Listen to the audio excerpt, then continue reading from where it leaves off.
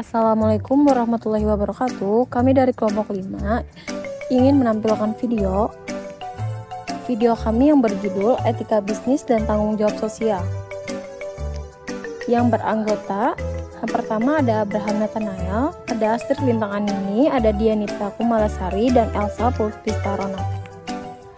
Etika bisnis. Etika bisnis merupakan kumpulan nilai dan prinsip yang mengatur perilaku perusahaan dan individu dalam dunia bisnis, meliputi integritas, transparansi, keadilan, dan kepatuhan terhadap hukum. Etika bisnis.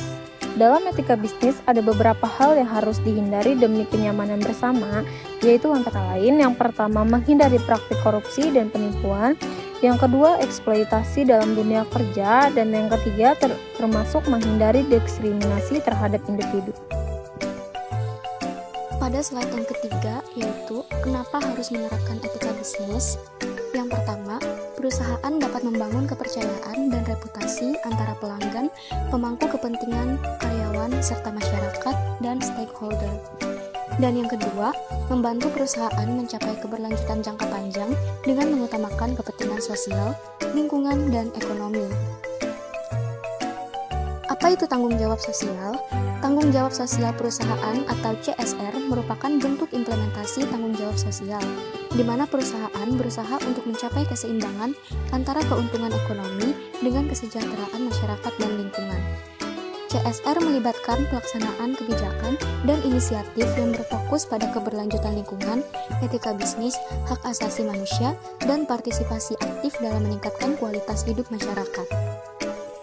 Materi selanjutnya yaitu tujuan tanggung jawab sosial. Yang pertama, meningkatkan kesejahteraan masyarakat. Melalui inisiatif tanggung jawab sosial, perusahaan dan organisasi berusaha untuk memberikan manfaat bagi masyarakat, termasuk dukungan pada pendidikan, kesehatan, dan infrastruktur. Yang kedua, mendukung keberlanjutan lingkungan. Tanggung jawab sosial melibatkan tindakan untuk mengurangi dampak negatif pada lingkungan dan berkontribusi pada upaya perlindungan lingkungan untuk generasi mendatang. Yang ketiga, meningkatkan hubungan dengan stakeholder. Tanggung jawab sosial membantu membangun hubungan yang lebih baik dengan karyawan, pelanggan, pemasok, dan komunitas lokal, sehingga menciptakan lingkungan bisnis yang berkelanjutan. Yang keempat, mematuhi peraturan dan standar. Tanggung jawab sosial mendorong perusahaan untuk mematuhi peraturan dan standar etika yang berlaku, sehingga mengurangi risiko hukum dan reputasi. Yang kelima, meningkatkan isu-isu sosial.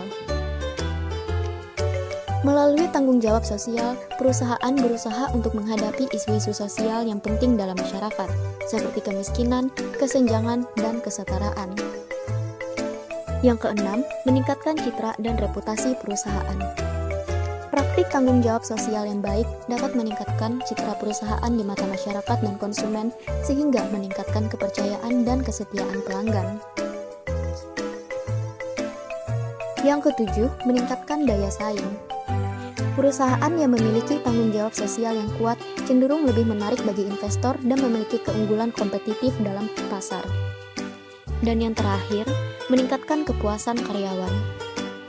Inisiatif tanggung jawab sosial yang positif dapat meningkatkan kebanggaan dan kepuasan karyawan yang berdampak pada produktivitas dan retensi tenaga kerja. Karena kita sudah mengetahui tujuan tanggung jawab sosial, sekarang kita akan memasuki contoh tanggung jawab sosial. Berikut adalah beberapa contoh tanggung jawab sosial. Yang pertama, program pendidikan dan pelatihan. Perusahaan menyediakan pelatihan dan program pendidikan untuk karyawan sehingga membantu mereka meningkatkan keterampilan dan pengetahuan. Yang kedua, inisiatif konservatif lingkungan. Sebuah organisasi mempraktikkan kebijakan penggunaan energi hijau, daur ulang limbah, dan berpartisipasi dalam kampanye untuk menjaga keberlanjutan lingkungan. Yang ketiga, program pengembangan masyarakat. Perusahaan berinvestasi dalam proyek yang meningkatkan kualitas hidup di masyarakat lokal, seperti membangun sarana air bersih, sekolah, atau fasilitas kesehatan. Yang keempat, dukungan untuk anak-anak miskin. Individu menyumbangkan dana atau waktu mereka untuk membantu anak-anak yang kurang beruntung dengan memberikan pendidikan, makanan, atau perlengkapan sekolah.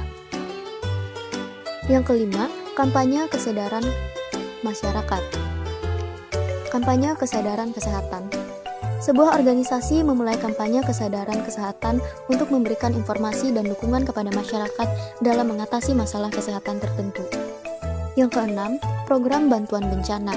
Sebuah yayasan menyediakan bantuan dan dukungan bagi korban bencana alam seperti bantuan kemanusiaan, makanan, dan perawatan medis.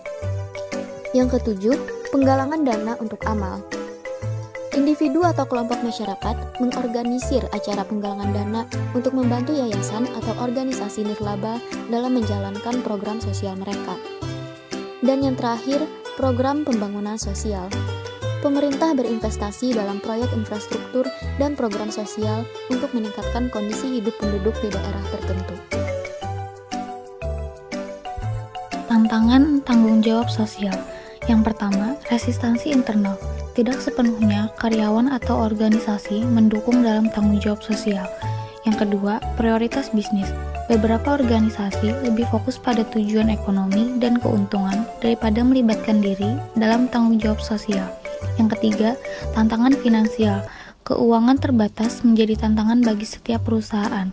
Yang terakhir, kompleksitas isu sosial. Beberapa isu sosial yang sulit diatasi seperti kemiskinan, ketimpangan sosial, dan perubahan iklim.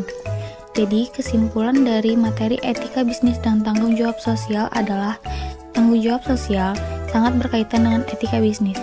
Etika menjadi landasan dalam menentukan tindakan yang tepat dan bertanggung jawab terhadap masyarakat dan lingkungan.